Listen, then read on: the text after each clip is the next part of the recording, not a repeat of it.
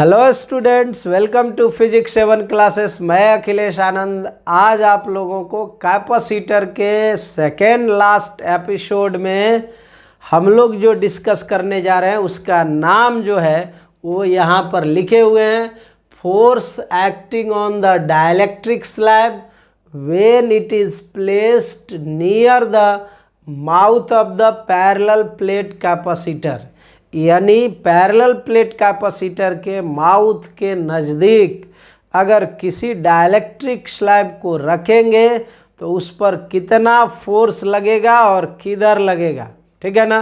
तो ये कॉन्सेप्ट है और आपको ये बता दें कि इस कॉन्सेप्ट को बोर्ड एग्जामिनेशन से बहुत कम इंटरेस्ट है। कंपटीशन के लिए आपको केवल फॉर्मूला याद रखना है, क्योंकि जब इसको हम डिराइव करेंगे ना तो बहुत लंबा हो जाएगा, जिसमें कि हम जाना नहीं चाहते हैं। तो आप कॉन्सेप्ट हम आपको समझा देंगे, डिराइवेशन नहीं करेंगे, डायरेक्ट फार्मूला को टारगेट करेंगे और प्रॉब्लम इसमें दिखाएंगे कि इस तरह के प्रॉब्लम कहाँ और कैसे पूछे जाते हैं, ठीक है ना।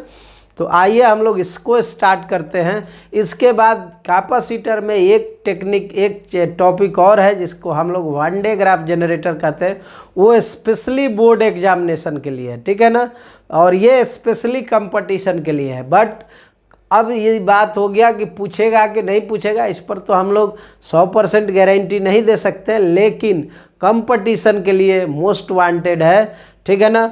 और आप 12th के अगर विद्यार्थी हैं तो भी आप इसमें बहुत सीखिएगा ऐसा कॉन्सेप्ट जो कि आपको डाइलेक्ट्रिक वाला, ब्रेकडाउन रीजन वाला सब कॉन्सेप्ट इसमें आने वाला है।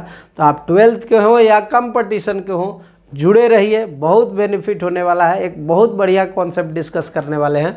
स्टार्ट करते हैं इसको। देखिए यहाँ फोर्स निकालना है डाइलेक्ट्रिक स्लैब जब माउथ पर रखा हुआ है पैरेलल प्लेट कैपेसिटर का। यहाँ पर कह दिए कि इसका लेंथ जो कैपेसिटर का है वो एल है। सबका परिचय यहाँ करा दे तो ये कहिएगा लेंथ ऑफ कैपेसिटर है।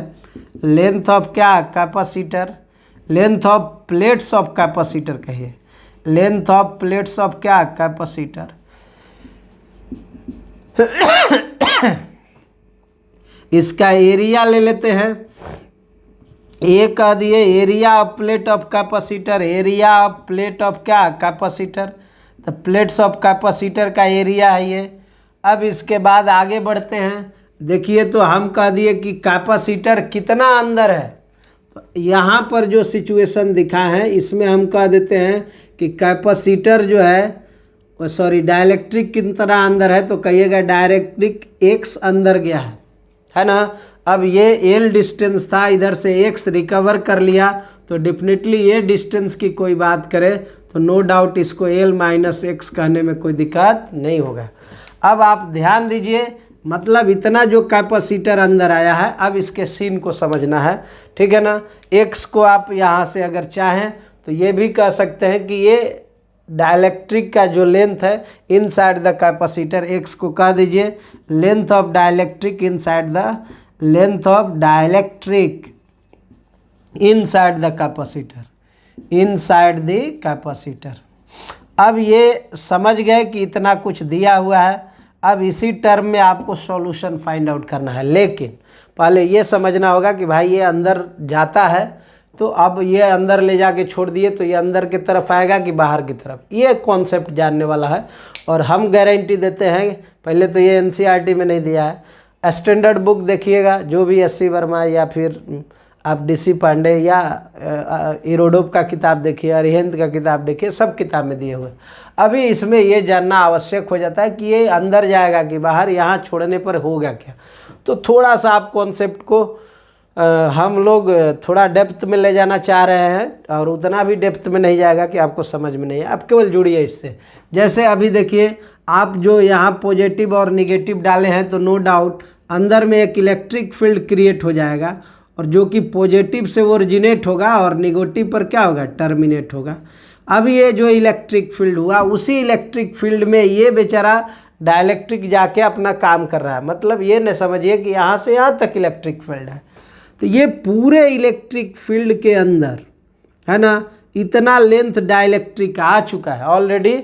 इस इलेक्ट्रिक फील्ड में इतना लेंथ डाइलेक्ट्रिक आ चुका है, कहेगा तब इसके ऊपर क्या होगा? तब हम कहेंगे कि जब डाइलेक्ट्रिक स्ट्रेंथ जो है ना, अगर ये इलेक्ट्रिक फील्ड है, अगर इसका वैल्यू डाइलेक्ट्रिक स्ट्रेंथ के वैल्यू के बराबर चला जाए तो ये जो डाइलेक्ट्रिक है ये ब्रेक डाउन रीजन में चला जाएगा। ये बात हम डाइलेक्ट्रिक में आपको सिखा चुके हैं कि created electric field by the capacitor exceed from the dielectric strength, then this dielectric is exist या occur in the break down region. और जैसे ये ब्रेक डाउन रीजन में जाएगा तो आप समझ सकते हैं कि जो इलेक्ट्रॉन है और पॉजिटिव चार्ज है ये just like a conductor free state में हो जाएगा। तो जो इलेक्ट्रॉन और पॉजिटिव चार्ज है तो इसमें इलेक्ट्रॉन जो है इसका निकल के वो आ जाएगा पॉजिटिव के तरफ इधर, क्योंकि डिमांडेड इधर है। इलेक्ट्रॉन जैसे फ्री हुआ पॉजिटिव अपने तरफ अट्रैक्ट कर लेगा और पॉजिटिव वाला इसका जो फ्री हुआ वो इधर आ जाएगा क्योंकि इधर नेगेटिव है। अब ऊपर में आप समझ लीजिए ये नेगेटिव ये पॉजिटिव। अभी ये पॉजिटिव का कॉन्सेंट्रेशन देखिए यहाँ से लेकर यहाँ तक है, मतलब पॉजिटिव एक्सेस है, नेगेटिव कम है, जिसके कारण हर पॉजिटिव चार्ज अपने तरफ इलेक्ट्रॉन को अट्रैक्ट करने के लिए अपना प्रयास करेगा, जिसके कारण इस पर इस तरह से फोर्स लगना शुरू हो जाएगा। कारण क्योंकि इलेक्ट्रॉन की मात्रा पॉजिटिव चार्ज की मात्रा से कम है, मतलब नेगेटिव चार्ज की मात्रा पॉजिटिव वाले से कम है, इसलिए पॉजिटिव वाला इसको इधर खींचना चाहता है। बराबर रहता तो हो सकता है न्यूट्रलाइज कर दे, ठीक है ना। यही सेम सिचुएशन यहाँ भी है, ठीक है ना। जितना पॉजिटिव चार्ज है सबको ये इधर खींचना शुरू करेगा। अब ये आप समझ सकते हैं कि ये डाइलेक्ट्रिक आगे चलना शुरू करेगा कि नहीं करेगा, तो ये डाइलेक्ट्रिक आगे आ जाएगा। यानी ये बात समझिए कि अगर आप माउथ ऑफ कैपेसिटर के नज़दीक, ठीक है ना, किसी डाइलेक्ट्रिक स्लैब को रखिएगा तो वो डाइलेक्ट्रिक अपने आप अंदर जाना शुरू करेगा स्लो मोशन में, ठीक है ना। तो ये तो हो गया कॉन्सेप्ट की बात। अब इसमें बात होता है कि आप फोर्स निकालिए। तो जैसे कहेगा कि फाइंड द फोर्स, तो फाइंड द फोर्स यहाँ से लिख रहे हैं find the force acting on the dielectric slab, on the dielectric slab. जैसे ये कहा वैसे ही दो कंडीशन जनरेट हो जाएगा। In the following two condition, in the following two condition, in the following two condition. ये दो कंडीशन में पता करिए। पहला कंडीशन कहिएगा क्या होगा, तो फर्स्ट कंडीशन जो होगा बुआ वो ये होगा कि जब कैपेसिटर पर चार्ज का वैल्यू कांस्टेंट हो, यानी वहाँ प्लस क्यू और यहाँ पर माइनस क्यू, ठीक है ना। और दूसरा कंडीशन होगा कि जब यहाँ चार्ज का वैल्यू कांस्टेंट नहीं हो, किसका वैल्यू कांस्टेंट हो, वोल्टेज का। तो ये फर्स्ट कंडीशन ये है जिसमें कि चार्ज का वैल्यू कांस्टेंट रखे हैं और यहाँ force acting on dielectric slab, dielectric slab when charge of parallel plate capacitor, capacitor is kept constant, is kept constant. अगर ये कांस्टेंट रखा गया हो तो क्या आएगा, तो आप यहाँ लिखिएगा कि यहाँ जो एफ आएगा उसका वैल्यू बड़ा आसान है, हम कहेंगे याद रखिएगा। जैसे कि हमको याद है ये है Q square L into D के माइनस 1 ऊपर वाला है। नीचे में आप कहिएगा कि ये होता है 2 एप्सिलॉन नॉट ए इंटू के minus 1 into x plus L का होल स्क्वायर। यही फॉर्मूला आपको याद रख लेना होगा और ये तब लगेगा जब चार्ज का वैल्यू क्या हो, कांस्टेंट हो। और ये दूसरा कंडीशन है, दूसरा कंडीशन में कहिएगा फोर्स एक्टिंग ऑन डाइलेक्ट्रिक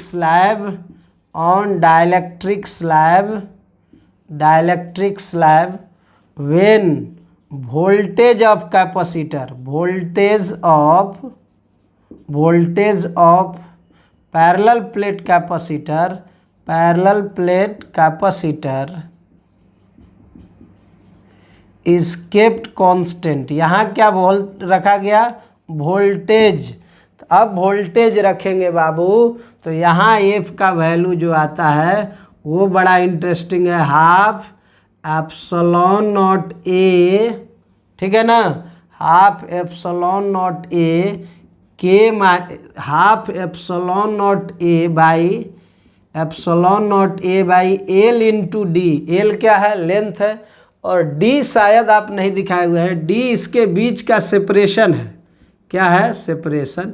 ये भी दिखा दीजिए, यहाँ भी आप इसको कह सकते हैं कि इसके बीच का सेपरेशन डी है, क्योंकि डी बार बार यूज हो रहा है। एप्सिलॉन नॉट ए बटे एल डी के -1 इंटू वी स्क्वायर। तो देखिए यही कॉन्सेप्ट है, आप ध्यान दीजिएगा।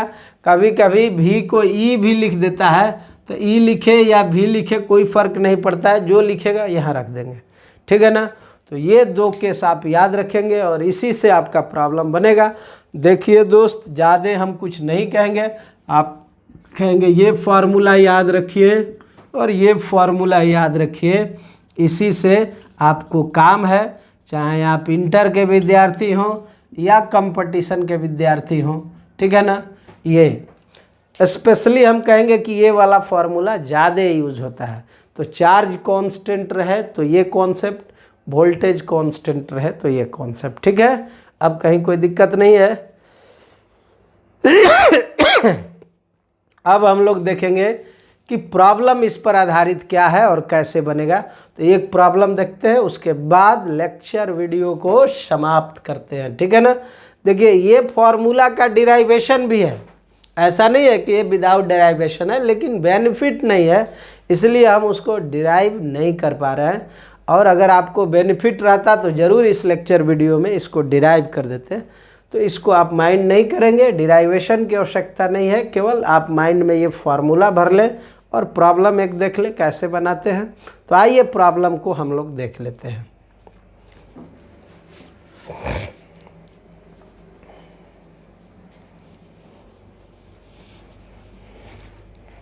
तो आइए अभी हम जो आपको कॉन्सेप्ट दिए उसमें जो भी दिया गया कि चार्ज का वैल्यू रखेंगे तो फोर्स का वैल्यू कितना आ जाएगा। चार्ज को अगर कांस्टेंट रखें, ठीक है ना, और अगर वोल्टेज को कांस्टेंट रखें, तो उसी आधार पर आपको सोचना रहेगा कि चार्ज का वैल्यू कांस्टेंट रखा गया है कि वोल्टेज का। चार्ज रखेगा तो चार्ज वाला फॉर्मूला डालेंगे, वोल्टेज रखेगा तो वोल्टेज वाला। यहाँ एक क्वेश्चन एस वर्मा का है और 66 नंबर है, अगर किताब होगा तो आप देख लेंगे। उसी पर आधारित है जो कॉन्सेप्ट आपको बताया है। यहाँ लिखा है consider the situation shown in figure, the width of the each plate is B, यानी विड्थ प्लेट का कितना है, बी है। The capacitor plate are rigidly climb on the laboratory and connected to a battery of EMF। ये एक laboratory है और ये रेजिडली दोनों प्लेट क्या है, क्लैंप है, ऊपर नीचे इसको क्लैंप किए हुए, ठीक है ना। और ये बैटरी है जिसके EMF E है, इससे ये कनेक्टेड है, ठीक है ना। यहाँ EMF E है। All the surfaces are frictionless, जितना आप सरफेस देख रहे हैं चाहे इस पर या पुली ब्लॉक पर, ये सबके सब फ्रिक्शनलेस है। Calculate the value of M, M इसका मास है। कह रहा है एम का कितना वैल्यू रखा जाए, for which the dielectric will be stay in equilibrium. कह रहा है कि एम का कितना वैल्यू रखे ताकि डाइलेक्ट्रिक किस में रहे, इक्विलिब्रियम में। तो एक बहुत सीधा कॉन्सेप्ट है, सीधा सीधा समझे आप। mg किधर लगेगा बाबू, नीचे की तरफ, और ये mg क्या करेगा, ये ब्लॉक को इधर लाएगा नीचे की तरफ, ये टेंशन लगाएगा रस्सी में, T ऐसे जाएगा, और आप समझ रहे हैं ये T फिर इस तरह से, ये T ऐसे। इसको इक्विलिब्रियम में रखना है, इसका मतलब इधर फोर्स लगना चाहिए, नहीं तो स्लैब घसक के नीचे चला जाएगा, इक्विलिब्रियम में नहीं रहेगा। हमको यही फोर्स का वैल्यू चाहिए। ये देख रहे हैं ये T के बराबर है, T अल्टीमेट इस T के बराबर, यानी T बराबर mg, यानी इक्विलिब्रियम में आप रखना चाहते हैं तो F इक्वल टू आपको T रखना पड़ेगा, नहीं F इक्वल टू टी रखना पड़ेगा, टी बराबर क्या रखना होगा mg। मतलब ये डायरेक्ट कहें कि F और mg बराबर आ जाए तो ये इक्विलिब्रियम में होगा। और कहिएगा F भाई क्यों लगेगा, तो आपको कॉन्सेप्ट दिए थे कि जैसे ही ये ब्रेक डाउन रीजन पॉजिटिव वाला देख लीजिए यहाँ है, तो इस पर आप पॉजिटिव पॉजिटिव इस प्लेट पर दे दीजिए, ठीक है ना, और इस प्लेट पर क्या दे दीजिए निगेटिव निगेटिव, क्योंकि भैया वोल्टेज से कनेक्टेड है। और जब पॉजिटिव दिए तो अंतर में एक इलेक्ट्रिक फील्ड बोले थे ना कि जनरेट हो जाएगा, जो इस डाइलेक्ट्रिक को ब्रेक डाउन कर देगा। और जब ये ब्रेक डाउन करेगा तो यहाँ निगेटिव चार्ज अपने आप आ जाएगा, ठीक है ना, यहाँ पॉजिटिव चार्ज अपने आप आ जाएगा। ये पॉजिटिव निगेटिव के कारण इंटरैक्शन फोर्स इधर लगेगा। अब ये जो अट्रैक्शन फोर्स लग रहा है इसके कारण रिजल्ट क्या होगा, तो ये जो स्लैब है ना वो अब शिफ्ट करेगा किधर, इधर के तरफ। और इक्विलिब्रियम में ये F का वैल्यू mg के बराबर हो जाएगा। तो F का वैल्यू mg के बराबर है, ये आपको पता है। और ये F बराबर mg यहाँ से लिखे as dielectric slab, dielectric slab is in equilibrium, is in equilibrium. अगर ये इक्विलिब्रियम में है, इज इन इक्विलिब्रियम, अगर ये इक्विलिब्रियम में है दोस्त, तो यहाँ आप लिखिएगा कि mg इक्वल टू क्या हो जाएगा F। और mg तो हमको पता नहीं है, mg में m निकालना है, जी तो पता है। और F का वैल्यू आप भली भांति जानते हैं कि अगर वोल्टेज कांस्टेंट हो तो F का वैल्यू आपके पास क्या होता है, half epsilon not a by L into D. L into D, L length है और डी सेपरेशन है, और इंटू के माइनस 1 इंटू वी स्क्वायर, ये फॉर्मूला था।